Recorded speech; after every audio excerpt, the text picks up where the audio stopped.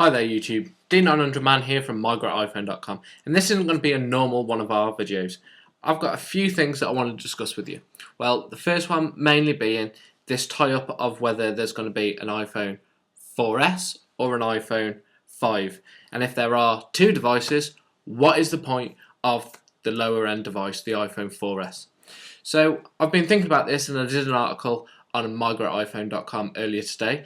The link is going to be in the description below.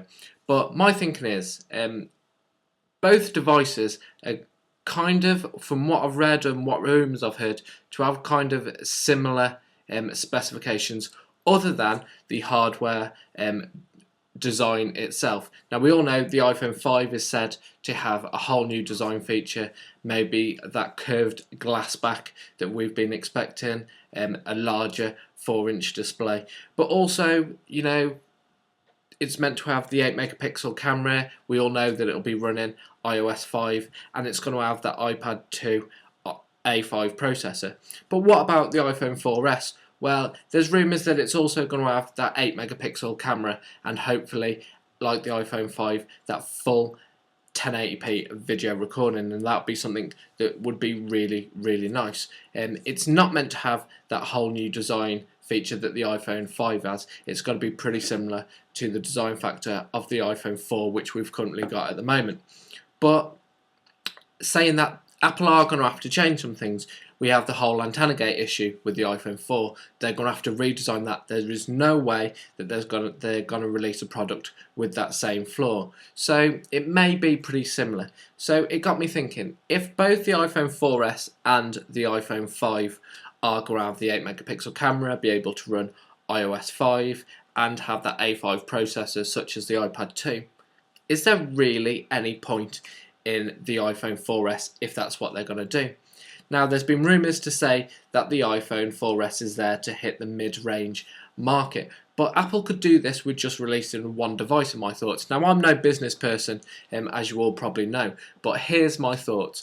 Now, if Apple kept the iPhone 3GS alive, that is capable of running iOS 5, such as the iPhone 4 and the new product is going to be able to release.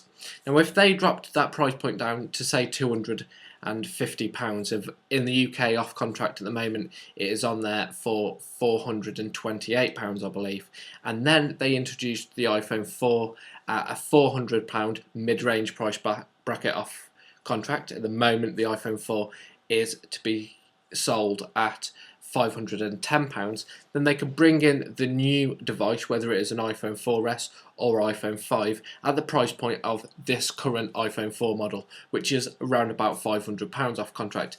Now this gives them a product in every single category. A £250 phone off contract that does what the iPhone 3GS is a really nice selling point. You've still got to remember that the iPhone 3GS is one of the top selling smartphones in the US currently, only being beaten by the iPhone 4. So you've got one product of Apple's in each price category that are all able to run iOS 5.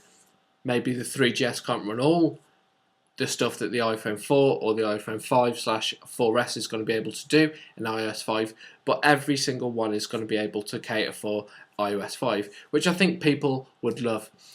The iPhone 3GS is still a great looking product also, and I think the youth of today, you know, people are at school, are going to think that that is a really nice product, and it is affordable nowadays for people to be able to buy as a Christmas product with this full announcement of the iPhone 5 as well. So I think that would be in a really nice price range for youngsters. Now, people that are looking for a mid-range product, the iPhone 4, the best-selling phone in the US at the moment. Now, £400 price mark, you know, getting this phone for £400 off contract is really, really good.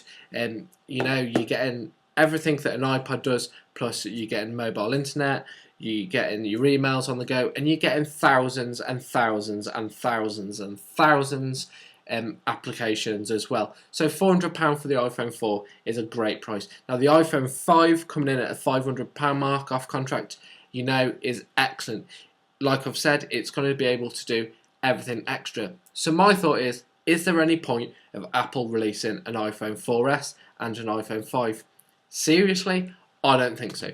If Apple are going to release both of these products, and they are both going to have the 8 megapixel camera and the A5 processor, even if the iPhone 4S doesn't have a redesign, I don't think that I am going to go ahead that extra amount of money, that extra £100, let's say, and get the iPhone 5.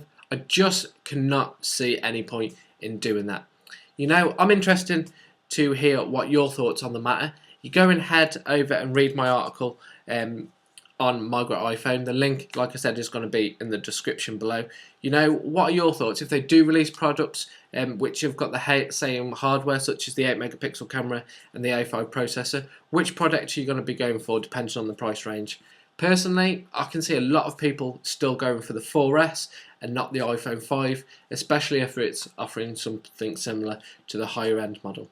So, I've been D900Man. I am really, really hoping that you leave your thoughts in the comments below. I'd really like to listen to them. Leave a video response as well, if necessary. Thanks very much for watching. Please like this video if you liked it, and leave some comments like I've said below. Follow us all on Twitter. Our Twitter names are in the description below as well. Thanks very much for watching. We'll catch you real soon. Cheers.